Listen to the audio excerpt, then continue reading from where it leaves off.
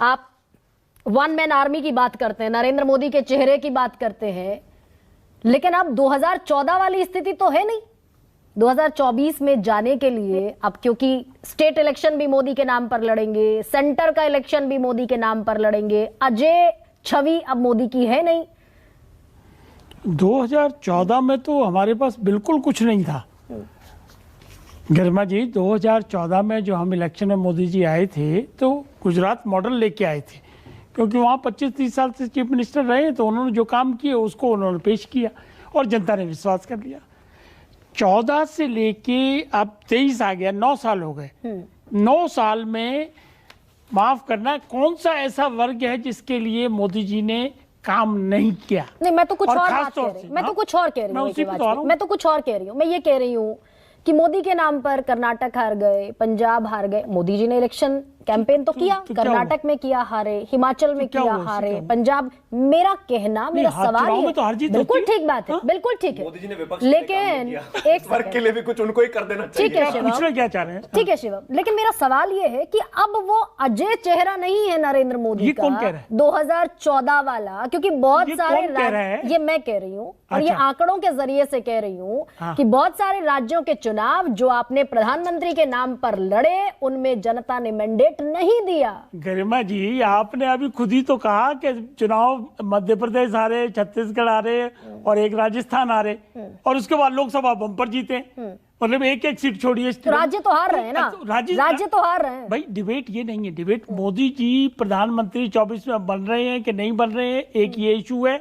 दूसरा ये इशू है कि चुनाव की रणभूमि में जब पार्टियां जाती हैं तो अपनी स्ट्रेटजी बनाती हैं। ये जो हमने 5 मंत्री उतारे वहां पे, ये हमारी चुनावी रणनीति का हिस्सा है। और इससे मैसेज क्या निकलता है, वो बड़ी बात है। मैसेज निकलता है कि डिसिप्लिन्ड पार्टी है, देश हित सबसे पहले, फिर नंबर 2 पार्टी हित, फिर कहीं जाके व्यक्ति आता है। मंत्रियों को कह दिया कि आपको लड़ना है तो किसी ने उफ तक नहीं किया है। ये डिसिप्लिन है। इसीलिए त्यागी जी आए तो इनके नाम मैंने देखा इस पे ट्विटर पे, इसमें लिखा हुआ शिवम सांगी।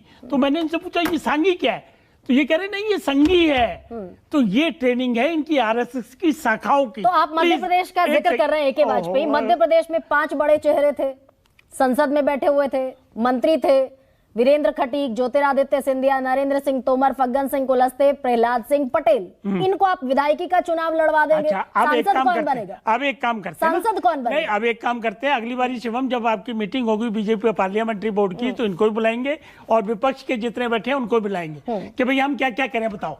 ऐसे थोड़ी होगा। वी विल डिसाइड हमको कहां किसको लड़ाना है, क्या करना है, ये तो खुद उनकी पार्टी खुद डिसाइड करेगी ना। इसमें भी ऐतराज हो रहा है, वही बड़े ताज्जुब की बात है।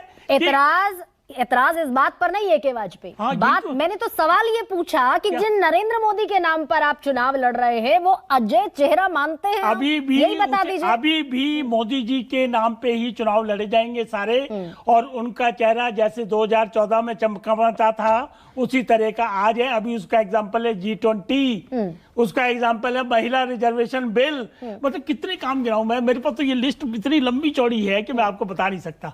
कौन उनके चेहरे पे दाग लगा देगा?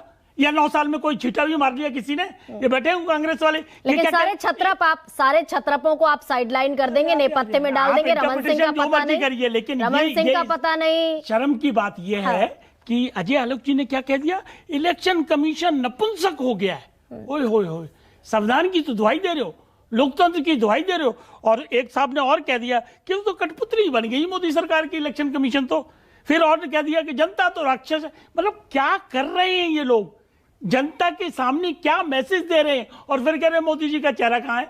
अरे आपके पास बताइए कहाँ नेता, या 65 साल आपने राज किया तो कहाँ नीतियां और कहाँ नेतृत्व रहा है आपके पास, बता दीजिए जरा। ठीक है, चलिए उनका